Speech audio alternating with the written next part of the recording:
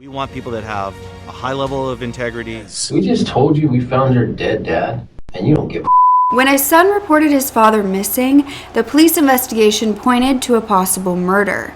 For the next 17 hours, he was kept in the interrogation room and told that they knew he killed his father. As he was charged with murder and sent to a psych ward, investigators refused to tell him that maybe they had gotten this case entirely wrong.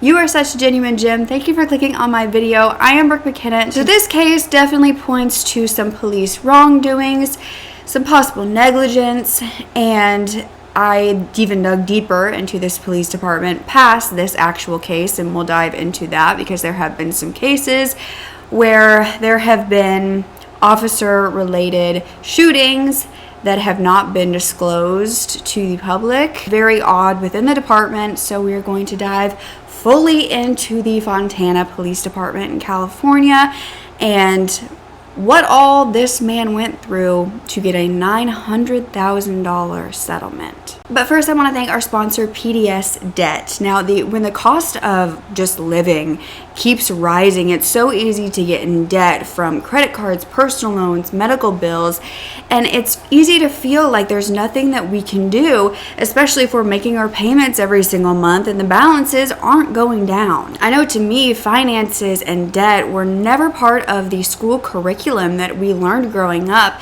It's something that you feel like you're completely alone in, and that's not how you have to feel. So PDS Debt provides a service that matches you with debt solutions tailored to your personal financial situations. Anyone with $10,000 or more in eligible debt qualifies with no minimum credit score. PDS Debt will work with you to understand the specifics of your situation to provide you with alternative solutions to becoming debt-free. And you can get your free debt analysis right now in 30 seconds if you go to pdsdebt.com/Brooke. That's pdsdebt.com/Brooke. Now let's get back to the story. So it was 2018 in California, and on August 7th, a man identifying himself as Thomas Perez Jr.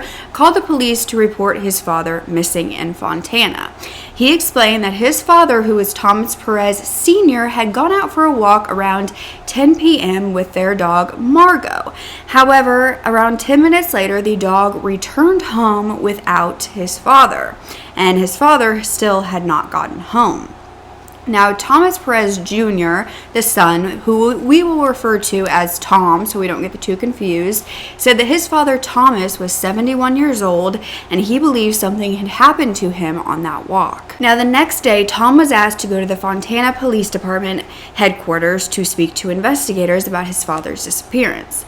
He had no idea that he was going to be interrogated about it instead. Detectives David Janis and Kyle Guthrie of the Fontana Police Department would interrogate Tom for the next 17 hours.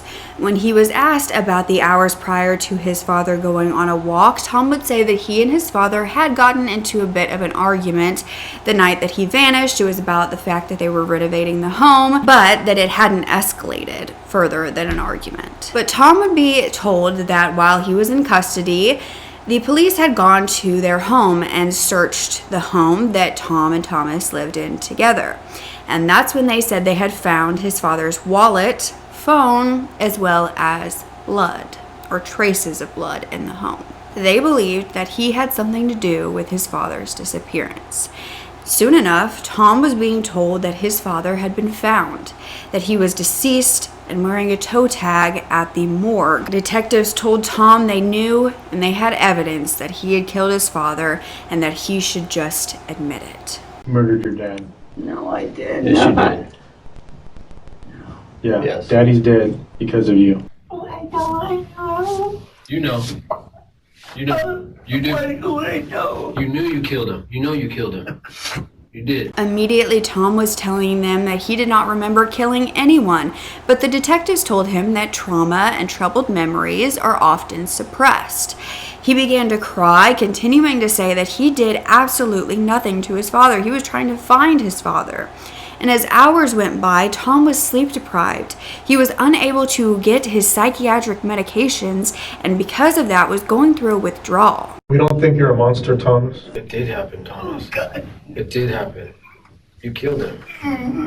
And he's dead. I don't have any See, it's right there. idea. No, You it's do. right there. You do. Yeah, you do. As the questions and the accusations continued, Tom was showing further signs of distress.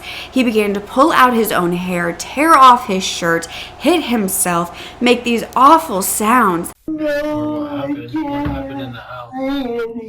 It's so horrible. No. Oh, God, no. She's fine. She's fine.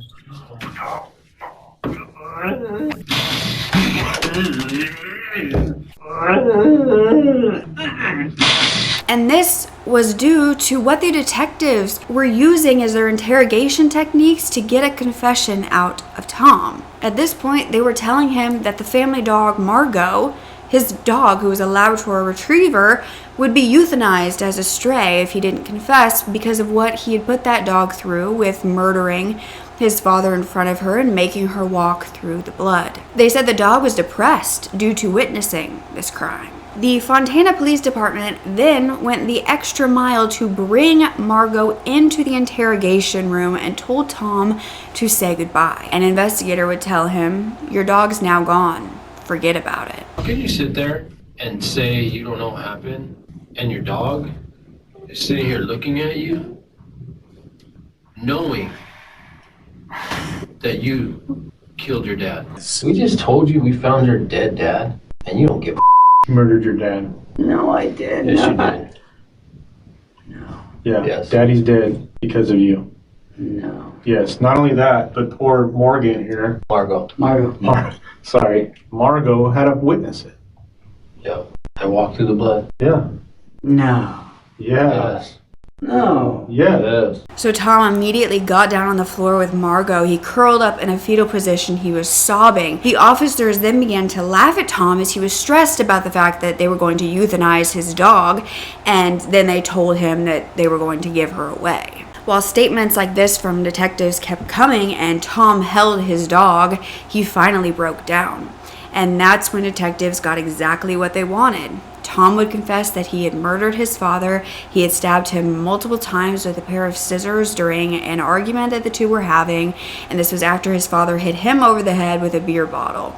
And so to detectives, this case was closed. The son had reported his father missing after murdering him to try to get away with murder, and now they could charge the son with that murder. However, what they didn't tell Tom was that they were lying about finding his father's body. They had no idea where his father was. They had not located a body. This was just a technique to get him to confess.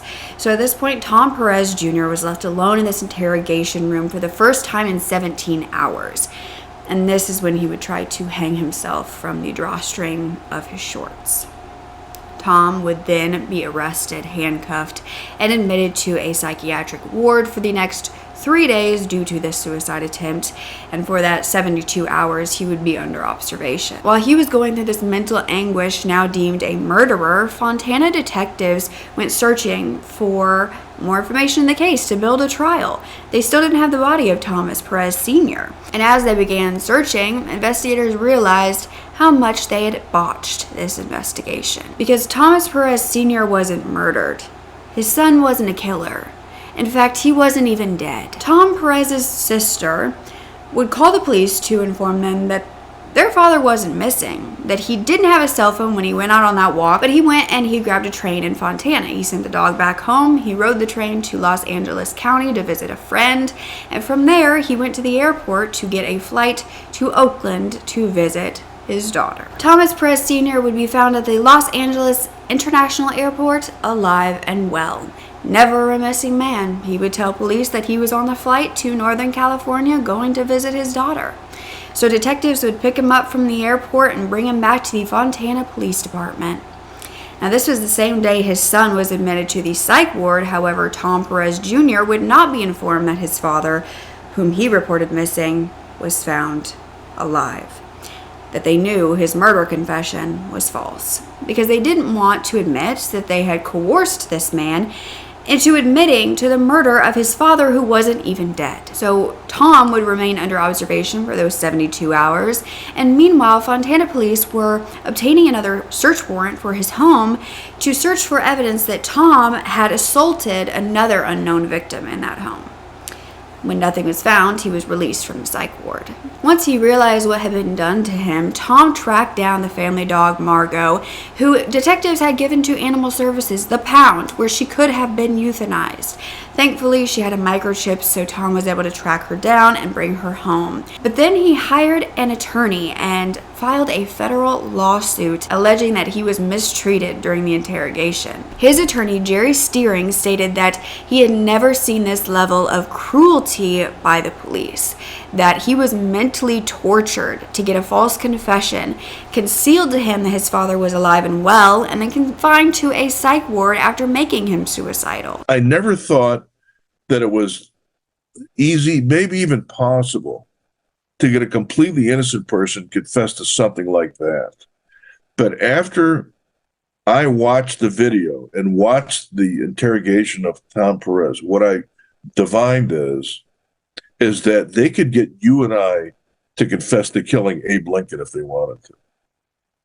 It's unbelievable. And they're not amateurs, and they know what they're doing. The lawsuit also stated that detectives refused to get his medication for high blood pressure, asthma, depression, and stress for hours. But Fontana detectives would say that Tom voluntarily submitted to questioning and that they had reason to suspect that this son had murdered his father.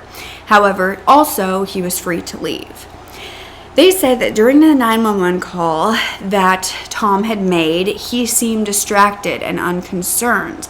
And they also stated when they went to search the home, it was in a state of disarray, there was broken furniture, there was blood evidence, and it pointed to signs of a struggle. They then said that they brought a cadaver dog into the home, which allegedly alerted to human remains inside of the home, specifically in the father's bedroom. The shower curtain was missing, as well as the father's clothes. The department claimed that Tom hadn't actually been kept in that interrogation room for the full 17 hours. He'd been taken out for coffee and for food and driven around, that it wasn't as inhumane as it seemed.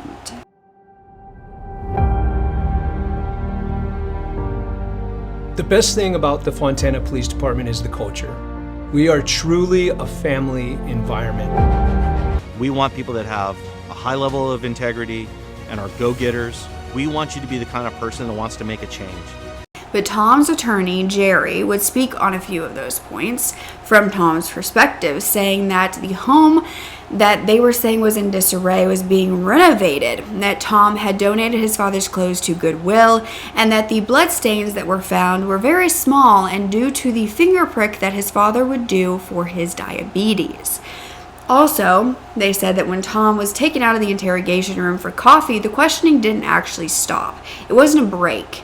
They even were saying things to him like, "Take us and show us where Daddy is." But Tom Perez Jr.'s civil rights lawsuit against the city of Fontana would take 6 years to settle. And during that time, the Fontana Police Department began going silent about information in different cases in regards to what the public knew. You see, in November of 2023, so 5 years since the case of Tom Perez Jr., Fontana police had responded to a domestic dispute that ended with a man being shot and killed by the police. This was on November 11th after a 911 call was made about a man threatening his family, and an officer-involved shooting occurred. An officer was injured, and a man named 33-year-old Jamie Valdez was deceased, but nothing had been explained as far as how it got to that point, even 4 months later. Though the state attorney general's office said that they were looking into this case, which is often done if the subject, the victim, was unarmed in this shooting. This was the same experience as 2 other shootings by officers from this department since then, including one on December 13th of 2023, when a Fontana police officer would pull over a car and the driver was shot to death. The officer claimed that they pulled over the car because they had a report of this certain car being involved with a case where someone was brandishing a gun. The officer said that the driver ended up fleeing on foot. The situation escalated and they ended up shooting him. Again, the public was not told much more information than that, but the victim's family was told because this man was identified as Jose Pena, and they were told he was shot in the back. His family claimed that the department repeatedly refused to release documents and body cam videos to their attorneys. Jose Pena's family would then file a lawsuit against Fontana Police for wrongful death and for the lack of transparency. And this was while the lawsuit for Tom Perez Jr. was still ongoing. This is a man who didn't deserve to die. This is a man who had a beloved family. And this is a man who deserves justice. I am here today because 5 officers of Fontana PD shot and killed my father. I just want to know why you guys would do it. Instead of serving and protecting, they're handing out death sentences to our people. And unfortunately, this is seen in a lot of black and brown communities. But Jose Pena's lawsuit stated that the Fontana Police Department violated state public disclosure laws when they didn't release that video 45 days after Jose was killed. But the Fontana Police Chief, Michael Dorsey, said that he didn't want to be responsible for releasing information prematurely to the public and jeopardizing the investigations. However, a First Amendment Coalition Director, David Loy, said that investigation exemption is not a get-out-of-jail-free card for public information, that it can't just be this black hole. But this lack of information seemed common and usual for this department, even though it was very unusual to the public. That is until a few weeks later, on February 26th of 2024, when a man was shot and killed by Fontana officers after fleeing a Home Depot and running into traffic. This case specifically had plenty of information revealed, stating that this man was Marcus Allen Camacho. He was 36 years old, and the police had tried to incapacitate him with a taser in a Home Depot, but he charged at them with a saw blade that he had gotten from the Home Depot, and so when they tried to de-escalate the situation, it didn't work, and they shot him. Police Chief Michael Dorsey said that he was being as open as possible with the public, saying he was not trying to hide anything. His sole intent was to let the investigation take its course. But 2 months later, on April 4th of 2024, so 4 months since Jose Pena's shooting and death, the Fontana police finally released the recordings on the day that he was shot to death. This was after much pressure from the family, the public, and a lawsuit. And so Chief Police Michael Dorsey did a critical incident debrief. Anytime a Fontana police officer uses force, all facts are reviewed and analyzed to determine if the response was lawful and whether it met our high standards. This showed that when the officer pulled over Jose due to a broken taillight, they found that he was a wanted man. They called for backup. And then as they asked Jose to step out of the truck, they asked him if he had anything illegal on him. He said he didn't, so they did a pat down and felt a gun on his waistband. What's cracking, my boy? Let me step outside and talk to you real quick. Right, thank you. Thanks for being cool, bro. You have anything illegal on it? Check your group, make sure you have nothing illegal, okay? Hey, I don't have anything. Oh, you're good, you're good. You can put that right there. You good? Appreciate you, bro. Let me check you real quick. No probation for that? Where do you live at, bro? Right down the street here. Okay. Jose then began to run, and the officers were yelling, "He's got a gun! Drop the gun! Stop reaching!" As 3 officers ran after him. They began to say to get the taser ready. However, a few seconds later, 3 officers shot Jose. Hey! Pull up, he's got a gun! He's got a gun! He's got a gun! Hey, hands! He's got a gun in his waistband! Hands! Let me see your hand! Let me see your hand! Drop the gun! Drop the gun! Drop the gun! Drop the gun! Drop the gun! Drop the gun! Get the taser out! Taser! Drop the gun! The chief stated with these recordings that the officers perceived an active threat to their safety, and that's why they shot him. As the chief of police for the city of Fontana, I am aware of the scrutiny that is often placed on law enforcement in these types of incidents. I want to assure the community that a thorough and comprehensive investigation is ongoing, and this community incident debrief is based on the most current information known. But the month after the critical incident debrief from Fontana Police Department in May of 2024, the lawsuit from Tom Perez Jr. that had been filed against the Fontana Police Department as well was finally settled. Again, it was 6 years later. U.S. District Court Judge Dolly Gee would write a summary about that case, stating that the circumstances of this case suggest that Perez was not free to leave and that there was no legitimate government interest that would justify treating him in a manner where he was in medical distress. Judge Gee would conclude that the Fontana detectives did have sufficient reason to believe that he had committed an offense, but the judge criticized the interrogation tactics. She said, to sum it up, that a reasonable juror would conclude that the detectives inflicted unconstitutional psychological torture on Perez, that their tactics led to confusion and disorientation to the point where he falsely confessed to killing his father and tried to take his own life. The lawsuit was then settled for $900,000 to be given to Thomas Perez Jr. However, the Fontana city officials wrote and subsequently took down a statement on May 29th, 2024, stating that the city vigorously denies that any officer violated any state or federal law during Thomas Perez Jr.'s investigation. They claim they would have never agreed to settle if Perez had demanded the admission of wrongdoing, that it was strictly a business decision to save the city further time, effort, and expense. The city then stated that since Tom's interrogation, police leaders have developed many service enhancements to deal with mentally challenged individuals, but these were not explained. But according to the San Bernardino Sun, 3 of the 4 officers involved in Tom Perez Jr.'s case remain employed with the police department and 1 retired with a pension. But many are concerned with the tactics of this police department and the secrecy surrounding many of those cases, including those that have ended with a death by an officer. The secrets lead to distrust, conspiracies, rumors, and fear that officers are taking advantage of their power. Overall, the Fontana Police Department's lack of accountability is frightening, especially in the case of Tom Perez Jr. It's so important that these officers be held accountable to do better. And if they won't, they need to be let go of from the force. However, nothing like this occurred. It's concerning to me that even city officials would make a statement saying that they denied any wrongdoing whatsoever. They wanted no part in being blamed for what happened to Tom. Because the truth of the matter is, these officers used tactics that could be used on anyone to make them confess to murder. And it's terrifying that they have that power to keep someone for 17 hours until they feel like the only way that this torture will stop is if they confess. And they did this without even checking for sure that this man was dead. So the Fontana Police Department at least needs some serious training and interrogation, because to bring in a dog and claim that you're going to kill it if a confession isn't given is the most inhumane experience that I've ever read about. There are other ways to get a confession, and maybe first check if there is a reason to get that confession. And the fact that they kept Tom in that psychiatric hold after they had found his father alive and well and said, no, nobody murdered me, nobody hurt me, is so infuriating. I think he deserved way more than $900,000. Have you heard of a case as awful as this where an interrogation went this horribly?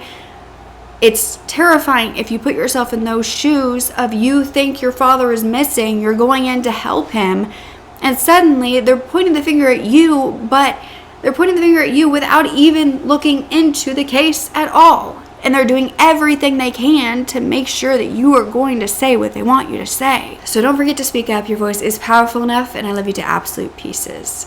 Okay, bye.